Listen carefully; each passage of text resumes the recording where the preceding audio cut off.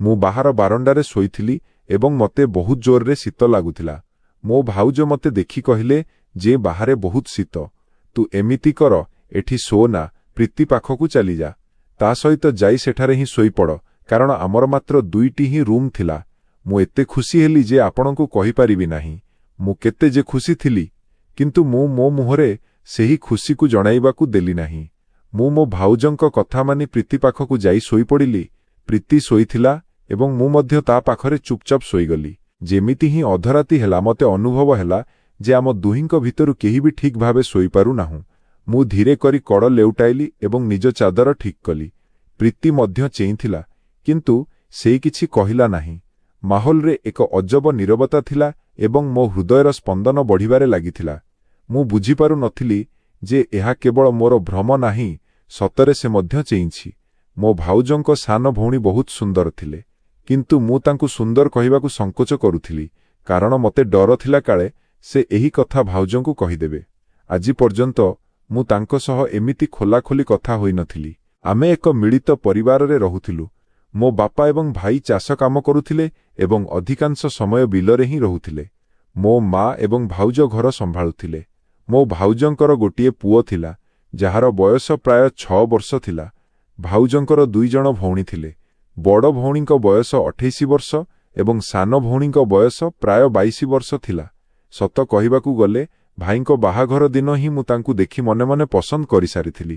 ସନ୍ଧ୍ୟା ସମୟରେ ଆମେ ଖାଉଥିଲୁ, ସେତେବେଳେ ଭାଉଜ କହିଲେ ଯେ ବିକିର ଜନ୍ମଦିନ ଅଛି ଏବଂ ତାଙ୍କ ମାଉସୀ ଏଠାକୁ ଆସିବେ। ଏହା ଶୁଣି ମୋ ମନରେ ଏକ ଅଲଗା ପ୍ରକାରର ଖୁସି ଭରିଗଲା। ମୁଁ ଭାଉଜଙ୍କୁ ପଚାରିଲି, କ'ଣ ଆପଣଙ୍କ ଘରଲୋକ ବି ଆସିବେ?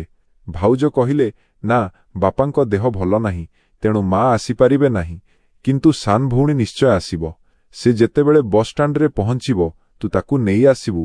ମୁଁ ତାକୁ ତ ନମ୍ବର ଦେଇଦେଇଛି। ବସ୍ଷ୍ଟାଣ୍ଡରେ ପହଞ୍ଚି ସେ ତତେ ଫୋନ କରିଦେବ। ଏହା ଶୁଣି ମୋ ଖୁସିର ସୀମା ରହିଲା ନାହିଁ। ମୁଁ ଜଲ୍ଦି ଖାଇବା ଶେଷ କଲି ଏବଂ ନିଜ ରୁମ୍କୁ ଚାଲିଗଲି। ନିଜର ଭଲ ପ୍ୟାଣ୍ଟ ସାର୍ଟ ବାହାର କରି ଇସ୍ତ୍ରୀ କରିବାକୁ ଲାଗିଲି, କାରଣ ଆଜି ମୁଁ ଚାହୁଁଥିଲି ଯେ ଯେତେବେଳେ ସେ ଆସିବେ ମୁଁ ଯେମିତି ଭଲ ଦେଖାଯିବି। ମୁଁ ତାଙ୍କୁ ବହୁତ ଦିନରୁ ପସନ୍ଦ କରୁଥିଲି, କିନ୍ତୁ ମୁଁ ଜାଣିନଥିଲି ସେ ମୋତେ ପସନ୍ଦ କରନ୍ତି କି ନାହିଁ। ନା ମୁଁ କେବେ ତାଙ୍କୁ ଏ ବିଷୟରେ ପଚାରିଥିଲି, କାରଣ ମୋ ପାଖରେ ସେତିକି ସାହସ ନଥିଲା। ମୁଁ ଅତି ବ୍ୟାକୁଳତାର ସହ ତାଙ୍କକୁ ଅପେକ୍ଷା କରିଥିଲି। ମୋତେ ଲାଗୁଥିଲା ଯେମିତି ଫୋନ୍ ଆସିବ ମୁଁ ତୁରନ୍ତ ବାହାରିଯିବି। ଗାଧୋଇବା ପୂର୍ବରୁ ମଧ୍ୟ ମୁଁ ଫୋନ୍ ନିଜ ପାଖରେ ରଖିଥିଲି, ଯେମିତି ତାଙ୍କ କଲ୍ ମିସ୍ ନ ହୁଏ। କିଛି ସମୟ ପରେ ଏକ ନୂଆ ନମ୍ବରରୁ ଫୋନ୍ ଆସିଲା। ମୋର ଅନ୍ଦାଜ ଥିଲା ଯେ ଏହା ତାଙ୍କରି ହିଁ ହୋଇଥିବ। ମୁଁ ଶୀଘ୍ର ଫୋନ୍ ଉଠାଇଲି। ମୁଁ ହେଲୋ କହିବା କ୍ଷଣି ସେପଟୁ ଏକ ମିଠା ସ୍ୱର ଆସିଲା। କ'ଣ ଆପଣ ସମୀର କହୁଛନ୍ତି? ମୁଁ କହିଲି, ହଁ। ତେବେ ସେ କହିଲେ, ମୁଁ ବସ୍ଷ୍ଟାଣ୍ଡରେ ପହଞ୍ଚି ଯାଇଛି, ମୋତେ ଆସି ନେଇଯା।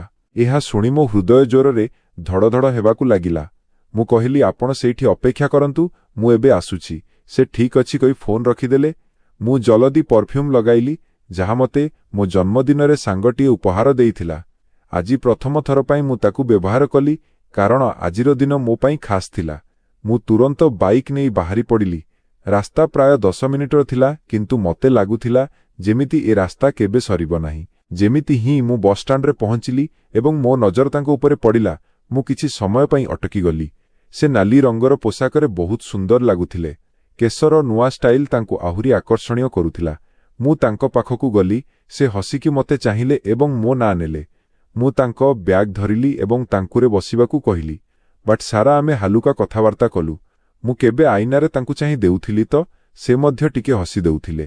ଘରେ ପହଞ୍ଚିବା ମାତ୍ରେ ଭାଉଜ ନିଜ ଭଉଣୀକୁ ଦେଖି ବହୁତ ଖୁସି ହୋଇଗଲେ ଏବଂ ଘରେ ରୌନକ ବଢ଼ିଗଲା। ପରଦିନ ବିକିର ଜନ୍ମଦିନ ଥିଲା। ଘରେ ପ୍ରସ୍ତୁତିର ମାହୋଲ ଥିଲା। ଆମେ ଗାଁର କିଛି ଲୋକଙ୍କୁ ଡାକିଥିଲୁ ଏବଂ ଏକ ଛୋଟ ପାର୍ଟି ରଖିଥିଲୁ। ରାତିରେ ଯେତେବେଳେ ସେ ରେଡି ହୋଇ ଆସିଲେ, ସେ ନୀଳ ରଙ୍ଗର ସୁଟ୍ ପିନ୍ଧିଥିଲେ। ସଂଯୋଗବଶତଃ ମୁଁ ମଧ୍ୟ ନୀଳ ସାର୍ଟ ପିନ୍ଧିଥିଲି। ଯଦିଓ ମୁଁ ଏମିତି ଦେଖାଇଲି ଯେମିତି ମୋତେ ଆଗରୁ ଜଣାନଥିଲା। ପାର୍ଟି ବହୁତ ଭଲ ହେଲା, କେକ୍ କଟା ହେଲା ଏବଂ ସମସ୍ତେ ମିଶି ଖୁସି ମନାଇଲେ। ବିଳମ୍ବିତ ରାତି ଯାଏଁ ପରିବେଶ ଖୁସିମୟ ରହିଲା। ଯେତେବେଳେ ସବୁ ଲୋକ ଚାଲିଗଲେ, ବିକି ଜିଦ୍ କଲା ଯେ ସେ ନିଜ ମାଉସୀଙ୍କ ପାଖରେ ଶୋଇବ। ମୁଁ କହିଲି, ଠିକ୍ ଅଛି, ମୁଁ ବାହାର ବାରଣ୍ଡାରେ ଶୋଇଯିବି ଏବଂ ସେ ମୋରେ ଶୋଇଯାଉ। ଶୀତ ବହୁତ ଥିଲା, କିନ୍ତୁ ମୁଁ ତାଙ୍କୁ ହଇରାଣ କରିବାକୁ ଚାହୁଁନଥିଲି। ମୁଁ ବାହାରକୁ ଯାଇ ଶୋଇପଡ଼ିଲି, କିନ୍ତୁ ଶୀତ ଯୋଗୁଁ କମ୍ପୁଥିଲି। ସେତିକିବେଳେ ଭାଉଜ ଆସିଲେ ଏବଂ କହିଲେ, ବାହାରେ ବହୁତ ଶୀତ, ଭିତରକୁ ଯାଇ ଶୋଇପଡ଼। ମୁଁ ମନା କଲି, କିନ୍ତୁ ସେ ମୋ କଥା ମାନିଲେ ନାହିଁ ଏବଂ ମୋତେ ଭିତରକୁ ପଠାଇଦେଲେ। ରେ ବିକି ମଝିରେ ଶୋଇଥିଲା, ପ୍ରୀତି ଗୋଟିଏ ପଟେ ଏବଂ ମୁଁ ଅନ୍ୟ ପଟେ ଶୋଇବା ପାଇଁ ଜାଗା କରିନେଲି। ଲାଇଟ୍ ବନ୍ଦ ହୋଇଗଲା ଏବଂ ଆମେ ସମସ୍ତେ ଶୋଇଗଲୁ। ରେ ନିସ୍ତବ୍ଧତା ଥିଲା ଏବଂ ମୋ ମନରେ ଅନେକ କଥା ଚାଲିଥିଲା। ମୋତେ ଅନୁଭବ ହେଉଥିଲା ଯେ ସେ ମଧ୍ୟ ପୂରାପୂରି ଶୋଇନାହିଁ, କିନ୍ତୁ ଆମେ ଦୁହେଁ ଚୁପ୍ ଥିଲୁ। ସେହି ରାତିରେ ଆମେ କୌଣସି ଜଲଦିବାଜି କଲୁ ନାହିଁ, କେବଳ ନିଜ ମନର କଥାକୁ ବୁଝିବାକୁ ଚେଷ୍ଟା କଲୁ। ମୋତେ ଲାଗିଲା ଯେ ସମ୍ପର୍କ ସମ୍ମାନ ଏବଂ ସଠିକ୍ ସମୟରେ ହିଁ ଆଗକୁ ବଢ଼େ, ଆଉ ମୁଁ ସେହି ସଠିକ୍ ସମୟକୁ ଅପେକ୍ଷା କଲି। ସେହି ରାତିରେ କୋଠରୀରେ ସମ୍ପୂର୍ଣ୍ଣ ନୀରବତା ଥିଲା, ଲାଇଟ୍ ବନ୍ଦ ଥିଲା ଏବଂ ବାହାରେ ଥଣ୍ଡା ପବନର ଶବ୍ଦ ହାଲୁକା ହାଲୁକା ଶୁଭୁଥିଲା।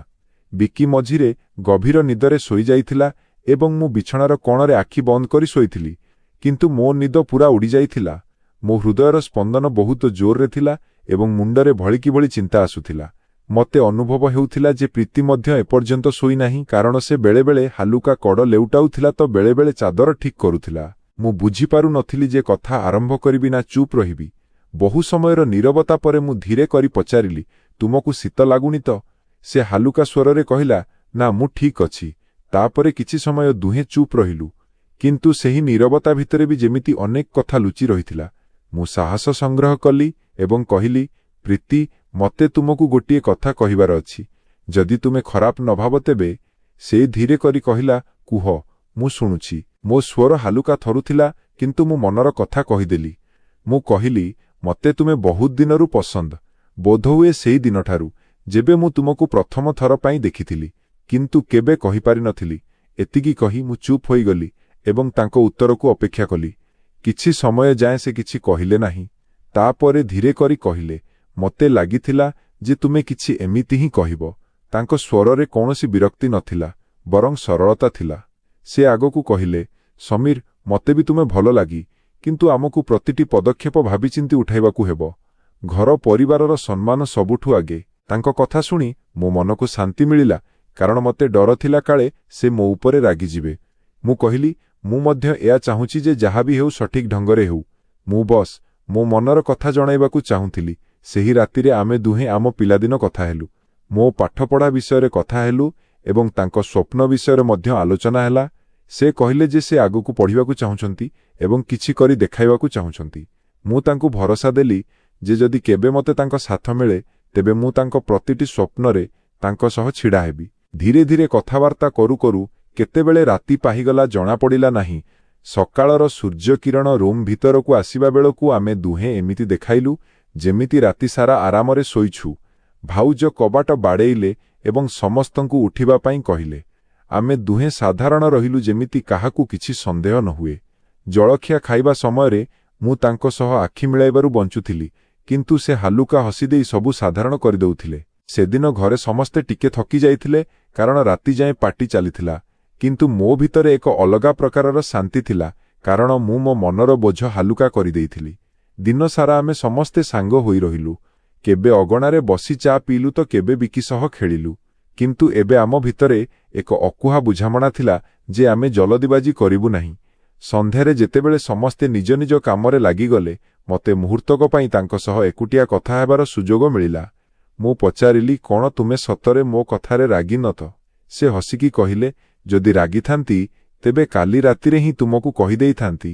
ତାଙ୍କର ଏହି କଥାରେ ମୋ ମୁହଁରେ ବି ହସ ଫୁଟିଉଠିଲା। ସେ ପୁଣି କହିଲେ, ସମୀର, ଯଦି ତୁମ ମନରେ ସଚ୍ଚୋଟତା ଅଛି, ତେବେ ସମୟ ଆସିଲେ ଘର ଲୋକଙ୍କ ସହ କଥା ହୁଅ। ମୁଁ ତାଙ୍କ ବିନା ମର୍ଜିରେ କୌଣସି ପଦକ୍ଷେପ ନେବି ନାହିଁ। ମୁଁ ଗମ୍ଭୀରତାର ସହ ମୁଣ୍ଡ ହଲେଇଲି ଏବଂ କହିଲି, ମୁଁ କଥା ଦେଉଛି ଯେ ସଠିକ୍ ସମୟ ଆସିଲେ ସବୁଠୁ ଆଗେ ଭାଉଜଙ୍କ ସହ କଥା ହେବି। ସେହିଦିନ ପରଠାରୁ ମୋ ମନରେ ଆହୁରି ସାହସ ଆସିଯାଇଥିଲା। ମୋତେ ଲାଗିବାକୁ ଲାଗିଲା ଯେ ଯଦି ଉଦ୍ଦେଶ୍ୟ ସଫା ଥାଏ, ତେବେ ବାଟ ଆପେ ଆପେ ମିଳିଯାଏ।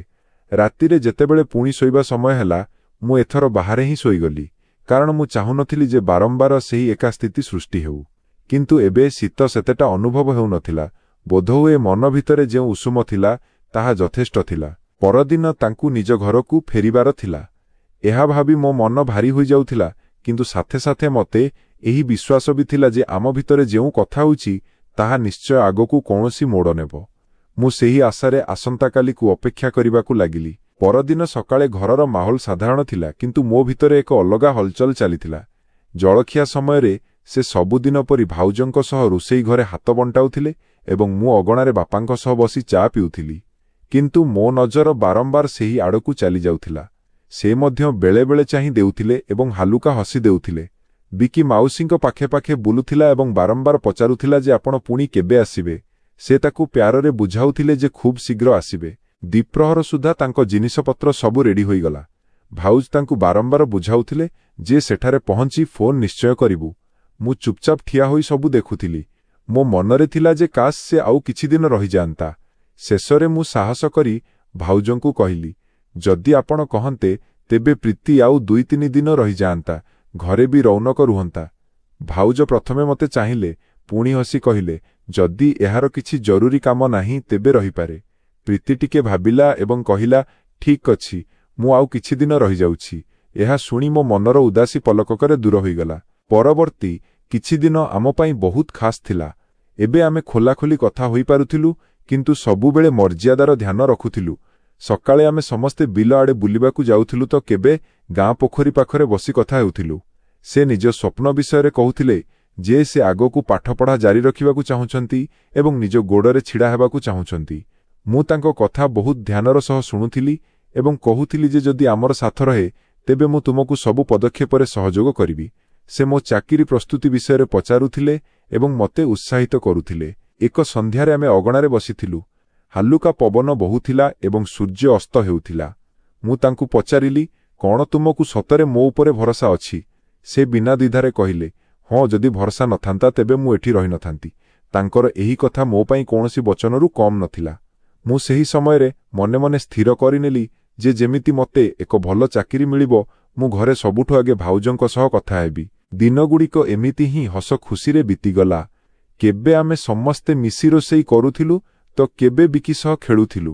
କିନ୍ତୁ ଏବେ ପ୍ରତିଟି ମୁହୂର୍ତ୍ତରେ ଏକ ଅଲଗା ପ୍ରକାରର ମିଠାସ୍ ଥିଲା। ଆମ ଦୁହିଁଙ୍କ ଭିତରେ ବୁଝାମଣା ଥିଲା ଏବଂ ଏହି ଅନୁଭବ ମଧ୍ୟ ଥିଲା ଯେ ଆମକୁ ଜଲଦିବାଜି କରିବାର ନାହିଁ। ଦିନେ ରାତିରେ ଭାଉଜ ମଜାକରେ କହିଲେ, ଲାଗୁଛି ସମୀର ଏବେ ବଡ଼ ହୋଇଗଲାଣି। ମୁଁ ହସିକି କଥାଟିକୁ ଏଡ଼ାଇ ଦେଲି, କିନ୍ତୁ ମୋ ମନରେ ଆତ୍ମବିଶ୍ୱାସ ଆସିଯାଇଥିଲା। କିଛି ଦିନ ପରେ ଶେଷରେ ସେହିଦିନ ଆସିଗଲା ଯେବେ ପ୍ରୀତିକୁ ଫେରିବାକୁ ଥିଲା। ଏଥର ତାଙ୍କ ଯିବାର ଦୁଃଖ ଆଗ ଅପେକ୍ଷା ଅଧିକ ଥିଲା, କାରଣ ଏବେ ସେ କେବଳ ଭାଉଜଙ୍କ ଭଉଣୀ ନୁହେଁ ବରଂ ମୋ ହୃଦୟର ଅତି ନିକଟତର ହୋଇସାରିଥିଲେ। ମୁଁ ତାଙ୍କୁ ବସ୍ ଷ୍ଟାଣ୍ଡ ଛାଡ଼ିବାକୁ ଗଲି। ବାଟ ସାରା ଆମେ ଚୁପ୍ ରହିଲୁ, କିନ୍ତୁ ସେହି ନୀରବତା ଭିତରେ ବି ଆପଣାପଣ ଥିଲା। ବସ୍ ଆସିବା ପୂର୍ବରୁ ସେ କହିଲେ, ସମୀର, ନିଜ ପରିଶ୍ରମ ଛାଡ଼ିବ ନାହିଁ ଏବଂ ସଠିକ୍ ସମୟ ଆସିଲେ କଥା ନିଶ୍ଚୟ ହେବ। ମୁଁ ଗମ୍ଭୀରତାର ସହ କହିଲି, ମୁଁ କଥା ଦେଉଛି, ମୁଁ ଖୁବ୍ ଶୀଘ୍ର ତୁମକୁ ନେବାକୁ ଆସିବି। କିନ୍ତୁ ଏଥର ସବୁଦିନ ପାଇଁ ବସ୍ ଆସିଲା। ସେ ଯାଉ ଯାଉ ଥରେ ପଛକୁ ଚାହିଁଲେ ଏବଂ ହସିଦେଲେ।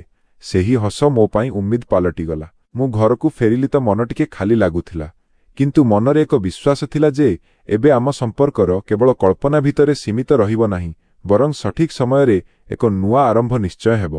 ଆଉ ମୁଁ ସେହି ଦିନଠାରୁ ନିଜ ଲକ୍ଷ୍ୟ ଆଡ଼କୁ ଆହୁରି ଅଧିକ ପରିଶ୍ରମ ସହ ବଢ଼ିବାକୁ ଲାଗିଲି। ପ୍ରୀତି ଗଲା ପରେ ଘର ଆଗ ପରିଥିଲା, କିନ୍ତୁ ମୋତେ ପ୍ରତିଟି ଜିନିଷରେ ତାଙ୍କର ଅଭାବ ଅନୁଭବ ହେଉଥିଲା। ଅଗଣାର ସେହି ଚୌକି ଯେଉଁଠି ସେ ବସି ଚା ପିଉଥିଲେ ଏବେ ଖାଲି ଲାଗୁଥିଲା। ରୋଷେଇ ଘରୁ ଆସୁଥିବା ସ୍ୱର ମଧ୍ୟ ଆଗପରି ଲାଗୁନଥିଲା। ମୁଁ ଦିନ ସାରା କାମରେ ଲାଗି ରହୁଥିଲି, କିନ୍ତୁ ରାତିରେ ଯେତେବେଳେ ଏକୁଟିଆ ହେଉଥିଲି ତାଙ୍କ କଥା ମନେ ପଡ଼ୁଥିଲା। ତାଙ୍କ ଶବ୍ଦ ମୋ କାନରେ ଗୁଞ୍ଜରିତ ହେଉଥିଲା ଯେ ପରିଶ୍ରମ ଛାଡ଼ିବ ନାହିଁ। ସେହି କଥା ହିଁ ମୋତେ ଅଧିକ ଶକ୍ତ କରିଦେଲା। ମୁଁ ପୂରା ମନ ଲଗାଇ ଚାକିରି ପ୍ରସ୍ତୁତି ଆରମ୍ଭ କଲି। ସକାଳୁ ଜଲଦି ଉଠୁଥିଲି, ବିଲ କାମରେ ବାପାଙ୍କୁ ସାହାଯ୍ୟ କରୁଥିଲି ଏବଂ ତାପରେ ପାଠପଢ଼ାରେ ଲାଗିଯାଉଥିଲି। ଭାଉଜ ବେଳେବେଳେ ହସିକି ମୋତେ ଚାହୁଁଥିଲେ ଯେମିତି ତାଙ୍କୁ ସବୁ ଜଣାପଡ଼ିଯାଉଛି, କିନ୍ତୁ ସେ କେବେ ସିଧାସଳଖ କିଛି କହିନଥିଲେ। କିଛି ମାସର ପରିଶ୍ରମ ପରେ ଶେଷରେ ସେହି ଦିନ ବି ଆସିଲା ଯେବେ ମୋତେ ସହରର ଏକ ଭଲ କମ୍ପାନୀରେ ଚାକିରି ମିଳିଗଲା। ସେଦିନ ମୋ ଖୁସିର ସୀମା ନଥିଲା। ସବୁଠୁ ଆଗେ ମୁଁ ଘର ଲୋକଙ୍କୁ ଏହି ଖୁସି ଖବର ଦେଲି। ବାପା ଗର୍ବରେ ମୋ କାନ୍ଧରେ ହାତ ରଖିଲେ ଏବଂ ଭାଇ ମଧ୍ୟ ଖୁସି ହେଲେ। କିନ୍ତୁ ମୋ ମନରେ ଆଉ ଗୋଟିଏ କଥା ଥିଲା ଯାହା ଏବେ କହିବା ଜରୁରୀ ଥିଲା। ସେହିଦିନ ସନ୍ଧ୍ୟାରେ ମୁଁ ସାହସ ସଂଗ୍ରହ କରି ଭାଉଜଙ୍କ ସହ ଏକୁଟିଆ କଥା ହେଲି। ମୁଁ କହିଲି, ଭାଉଜ, ମୋତେ ଆପଣଙ୍କ ସହ ଏକ ଜରୁରୀ କଥା ହେବାର ଅଛି। ସେ ହସି କହିଲେ, ମୋତେ ଆଗରୁ ଅନ୍ଦାଜ ଅଛି, ତଥାପି କୁହ। ମୁଁ ଧୀରେ କରି କହିଲି, ମୁଁ ପ୍ରୀତିକୁ ପସନ୍ଦ କରେ, ଆଉ ଯଦି ଆପଣ ସମସ୍ତଙ୍କର ମର୍ଜି ଥାଏ ତେବେ ମୁଁ ତାଙ୍କୁ ବାହା ହେବାକୁ ଚାହୁଁଛି। ଭାଉଜ କିଛି ସମୟ ଚୁପ୍ ରହିଲେ, ତାପରେ କହିଲେ, ସମୀର, ମୁଁ ସେଦିନ ହିଁ ବୁଝିଯାଇଥିଲି ଯେବେ ତୁ ତାକୁ ବସ୍ ଷ୍ଟାଣ୍ଡ ଛାଡ଼ିବାକୁ ଯାଇଥିଲୁ। ଯଦି ତୋର ଉଦ୍ଦେଶ୍ୟ ସଫା ଅଛି ଏବଂ ଏବେ ତ ପାଖରେ ଚାକିରି ବି ଅଛି ତେବେ ମୋର କୌଣସି ଆପତ୍ତି ନାହିଁ। ତାଙ୍କର ଏହି କଥା ଶୁଣି ମୋ ହୃଦୟରୁ ଯେମିତି ଏକ ବୋଝ ଓହ୍ଲାଇଗଲା। ଭାଉଜ ନିଜ ଘରେ କଥା ହେଲେ ସେପଟୁ ମଧ୍ୟ ସହମତି ମିଳିଗଲା, କାରଣ ସମସ୍ତେ ଜାଣିଥିଲେ ଯେ ମୁଁ ଦାୟିତ୍ୱବାନ ଏବଂ ଏବେ ନିଜ ଗୋଡ଼ରେ ଛିଡ଼ା ହୋଇଛି। କିଛି ଦିନରେ ଦୁଇ ପରିବାର ମିଶି ସମ୍ପର୍କର ପକ୍କା କରିଦେଲେ। ଯେବେ ମୁଁ ପ୍ରୀତି ସହ ଫୋନରେ କଥା ହେଲି, ତାଙ୍କ ସ୍ୱରରେ ଖୁସି ସ୍ପଷ୍ଟ ଜଣାପଡ଼ୁଥିଲା। ସେ କହିଲେ, ମୋତେ ତୁମ ଉପରେ ଭରସା ଥିଲା, ତୁମେ ତୁମର କଥା ନିଶ୍ଚୟ ରଖିବ ବୋଲି। ବାହାଘର ତାରିଖ ସ୍ଥିର ହେଲା ଏବଂ ଘରେ ପୁଣି ଥରେ ରୌନକ ଫେରିଆସିଲା। ଏଥର ପ୍ରସ୍ତୁତି ଆଗ ଅପେକ୍ଷା ବି ବହୁତ ଅଧିକ ଥିଲା। ଆତ୍ମୀୟ ସ୍ୱଜନଙ୍କୁ ନିମନ୍ତ୍ରଣ ପଠାଗଲା ଏବଂ ଗାଁରେ ମଧ୍ୟ ଖବର ପ୍ରଚାର ହୋଇଗଲା। ଯେଉଁଦିନ ଆମର ନିର୍ବନ୍ଧ ହେଲା, ସେଦିନ ମୁଁ ତାଙ୍କ ଆଖିରେ ସେହି ଚମକ ଦେଖିଲି, ଯାହା ପ୍ରଥମ ଥର ବସ୍ଷ୍ଟାଣ୍ଡରେ ଦେଖିଥିଲି। ବାହାଘର ଦିନ ଯେବେ ସେ କନ୍ୟା ବେଶରେ ମୋ ସାମ୍ନାକୁ ଆସିଲେ, ମୋତେ ଲାଗିଲା ଯେମିତି ମୋ ଜୀବନର ସବୁ ପରିଶ୍ରମ ସଫଳ ହୋଇଗଲା। ସାତଫେରା ନେବା ସମୟରେ ମୁଁ ମନେ ମନେ ବଚନ ଦେଲି ଯେ ସବୁବେଳେ ତାଙ୍କୁ ସମ୍ମାନ ଦେବି ଏବଂ ତାଙ୍କ ସ୍ୱପ୍ନରେ ସାଥ ଦେବି। ଆଜି ଯେବେ ଆମେ ସାଙ୍ଗ ହୋଇ ବସି ସେହି ଦିନଗୁଡ଼ିକୁ ମନେ ପକାଉ, ତେବେ ଆମେ ହସିଦେଉ କି କେମିତି ଏକ ଶୀତୁଆ ରାତିରୁ ଆରମ୍ଭ ହୋଇଥିବା କାହାଣୀ ଆମକୁ ଏଠାକୁ ନେଇ ଆସିଲା। ଏବେ ଆମ ଜୀବନ ନୂଆ ସ୍ୱପ୍ନ ଏବଂ ଦାୟିତ୍ୱ ସହ ଆଗକୁ ବଢ଼ୁଛି ଏବଂ ମୁଁ ପ୍ରତିଦିନ ଏହା ଅନୁଭବ କରୁଛି ଯେ ସଚ୍ଚା ସମ୍ପର୍କ ବିଶ୍ୱାସ ଏବଂ ସମ୍ମାନରେ ହିଁ ମଜବୁତ ହୋଇଥାଏ। ବନ୍ଧୁଗଣ, ଆପଣଙ୍କୁ ଏହି କାହାଣୀଟି କେମିତି ଲାଗିଲା କମେଣ୍ଟ କରି ନିଶ୍ଚୟ ଜଣାଇବେ ଏବଂ ଚ୍ୟାନେଲକୁ ସବସ୍କ୍ରାଇବ୍ କରିବାକୁ ଭୁଲିବେ ନାହିଁ।